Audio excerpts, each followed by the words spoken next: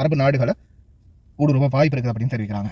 இதை வந்து தெரிவிச்சிருக்கிறது பார்த்தீங்கன்னா குவைத்துடைய முக்கியமான காலநிலை ஆய்வாளர் பெதர் அமீரா இதை வந்து தெரிவிச்சிருக்கிறார்.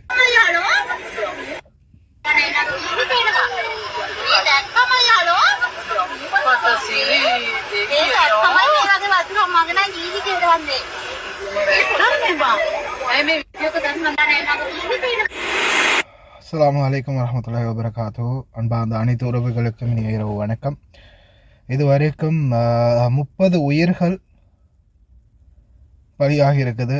இந்த இலங்கையில் இருக்கக்கூடிய தற்போதைய காலநிலை, சீரற்ற காலநிலை காரணமாக. அதே போல் 21 பேர் காணாமல் போயிருக்கிறாங்க.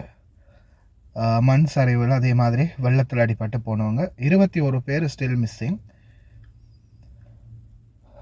இன்னமும் சரியான தகவல்கள் கிடைக்கல. அதே போல் ஒவ்வொரு டேம்களுடைய ஒவ்வொரு அணைக்கட்டுகளும் திறக்கப்பட்டிருக்குது. தண்ணீருடைய வேகம்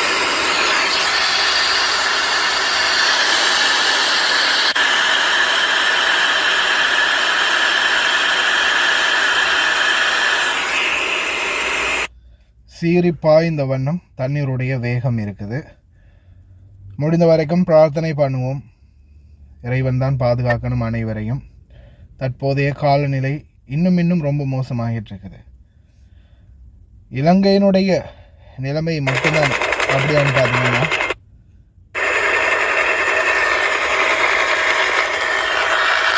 ரெஸ்கியூ பணிகளும் வந்து பார்த்திங்கன்னா பல இடங்கள்லையும் ஸ்ரீலங்கன் ஏர்ஃபோர்ஸால் பல இடங்கள்லையும் ரெஸ்கியூ பணிகள் வந்து நடந்த வண்ணம் இருக்குது.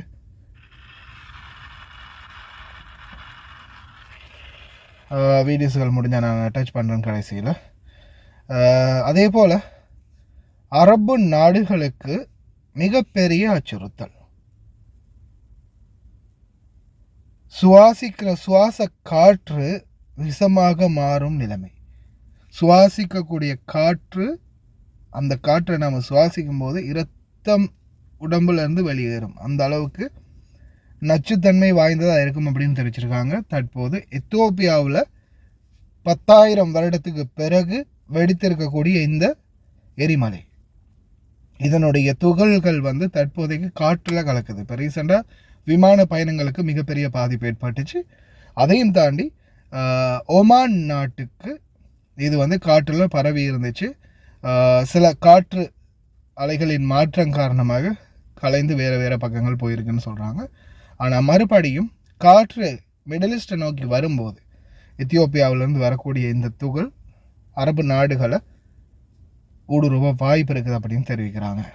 இதை வந்து தெரிவிச்சிருக்கிறதான்னு பார்த்தீங்கன்னா குவைத்துடைய முக்கியமான காலநிலை ஆய்வாளர் பெதர் அமீரா இதை வந்து தெரிவிச்சிருக்கிறாரு. எல்லா இடங்கள்லையும் ஆபத்து அதிகரித்த வண்ணம் தான் இருக்குது. ப்ரே பண்ணுவோம். நடக்கிறது எல்லாமே இறைவனுடைய நாட்டம், இறைவனுடைய செயல்பாடுகள் எல்லாம். வல்ல இறைவன் அனைவரையும் அனைத்து விடயங்களில் இருந்தும் பாதுகாக்கட்டும். மக்களுக்கு நம்ம செஞ்ச தவறுகள் அனைத்தையும் மன்னித்து அனைவருக்கும் ஒரு நிம்மதியான சுபீட்சமான அமைதியான ஒரு நிலைமையை உருவாக்கி தரட்டும் அப்படின்னு பிரார்த்தனை பண்ணுவோம்.